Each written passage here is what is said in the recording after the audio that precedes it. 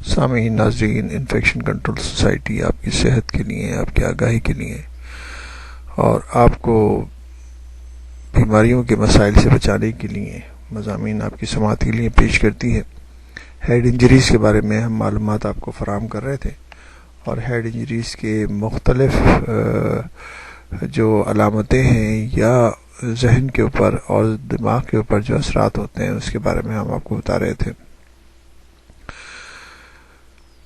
سکتے کے دورے، اس کو پٹٹ مال بھی کہا جاتا ہے۔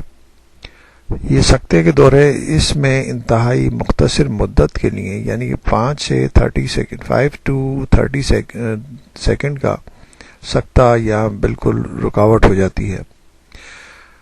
مریض اچانک حیرانی سے ادھر ادھر دیکھنے لگتا ہے، آنکھوں کے پپوٹے میں پھڑپڑاہٹ شروع ہو جاتی ہے، تھوڑی دیر بعد یہ کیفیت اچانک ہی ختم ہو جاتی ہے۔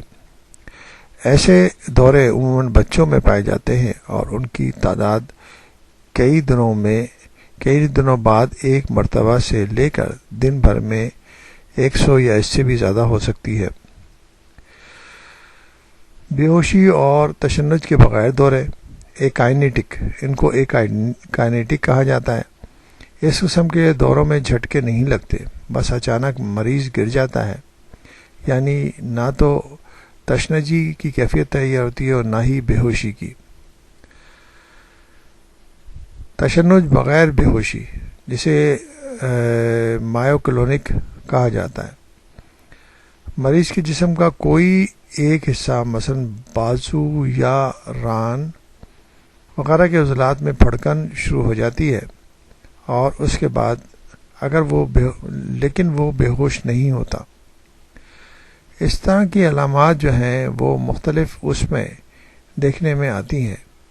جب ہیڈ انجری کے کیسز ہوتے ہیں تو یہ علامات اس کے بعد جو ہے یہ دیکھنے میں آتی ہیں۔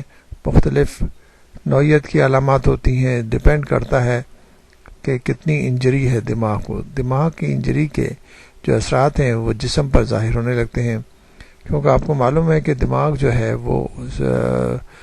وہ مسلسل جو ہے وہ ایکٹیو رہتا ہے، سارے جسم سے مواصلاتی نظام کے ذریعے اسے اسٹیمولس آتے رہتے ہیں اور اسی کے احکامات جو ہے نا سارے جسم میں جاتے رہتے ہیں۔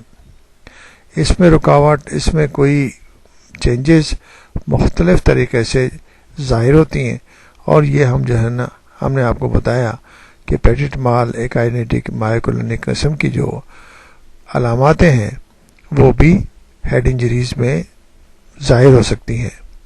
اس سے اندازہ لگا کر مریض کی ہسٹری سے، مریض کی معلومات سے کہ کسی سٹیج کے اوپر اس کو کوئی ہیڈ انجری ہوئی ہے تو اس کو علاج کے بارے میں اس کے مسائل حل کیے